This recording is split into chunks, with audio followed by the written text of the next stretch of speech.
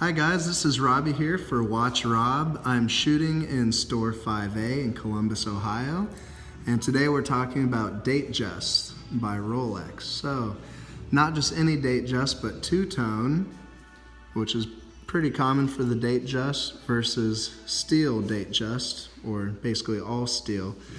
In the modern iterations of the steel Datejust, you're also going to get a little bit of white gold in the fluted bezel and a couple other areas like that. But right now I'm going to talk about the used market, used Rolexes. So wristwatch check, I'm wearing the Rolex Datejust 16030 with a nice tapestry dial that you can see here with the vertical lines carving through. It really reflects the light really well. I'll put this down. So here is the model, vintage model from 1967 that they have here in store. This is selling for about $3,500. And it has one of the earlier Rolex movements from the 60s. It would be the 1570 movement. And in my 1987 Datejust all steel, you're going to be looking at a 3035 Rolex caliber movement. So this was the one with quick set date right before the 3135 came out in the Submariners and later the Datejust. So let's get our hands on with this two-tone here. Gonna unscrew the crown. You can see it has a really beautiful gold colored date wheel to match the gold in the bezel, gold on the dial, and the gold in the bracelet. So real quick here, I'm going to try to let you guys hear the winding of that crown. Okay, and then we'll pop that out to the first position.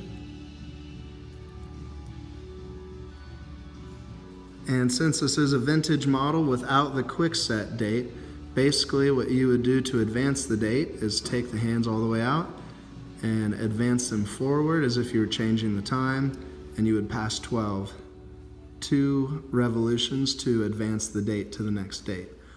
So one advantage with, let's say, a steel versus a two-tone Datejust is that you're going to be able to pick it up a little bit cheaper since there's no gold in it.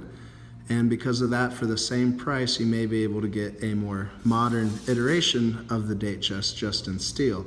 So that would give you things like the quick set date and maybe newer model number movements. So here we go, one more date change. Very nice. I'll get that to 10 and 10 so you guys can read the date, the dial here. Very good. And then screw down crown, 100 meters water resistant. And the great thing about these two-tone Datejusts is that they're very classic and goes with any outfit you wear. And speaking of being classic, it's something that's definitely bi-generational. So your grandfather could have had a two-tone Rolex Datejust, and your father could have had one, and now you can have one too.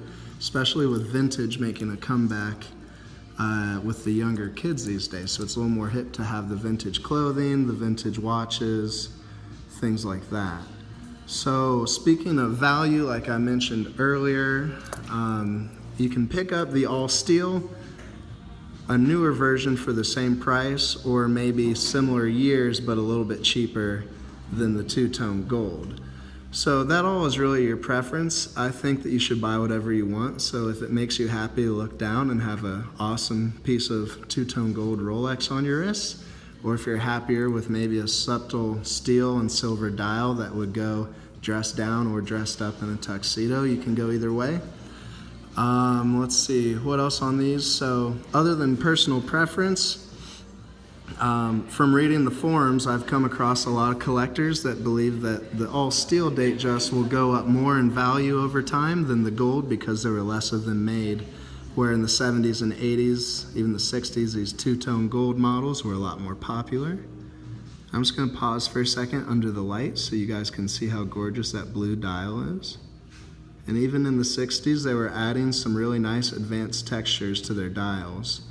And that's something that Rolex is still proud to do today, that you can see in the 80s model like this, and even in the 2000s, 2010s, 2017 models that you have now. So we've hit value, we've hit preference, and some of the other features. So let's talk about power reserve real quick. So the power reserve is going to dictate how long your watch will be keeping time when it's not on your wrist or not wound. And these are both right around 40 to 48 hours power reserve. The older Datejust here is going to be just a little bit less, but if you bump up, spend more on a newer model like a 16233 two-tone gold model, you're going to get the full 40 to 48 hour power reserve. You're going to have a slightly more accurate timekeeping, and you're also going to have higher beats per hour that the second hand is going to sweep with.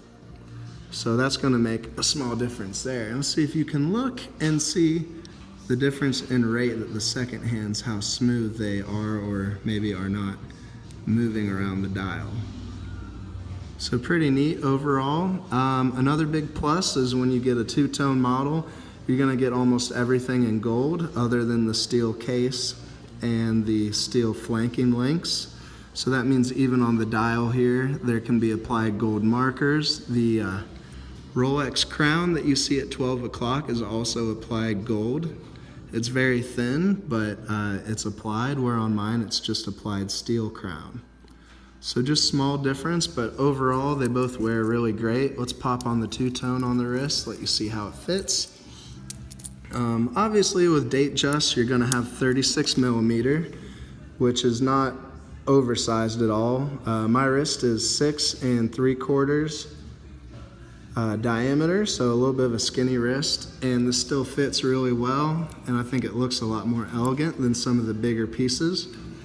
If you opt for a brand new Datejust, a lot of them are in 41 millimeters and are a little bit bigger, but still maintain some of the classic looks of the Datejust. So that'll be it for me today.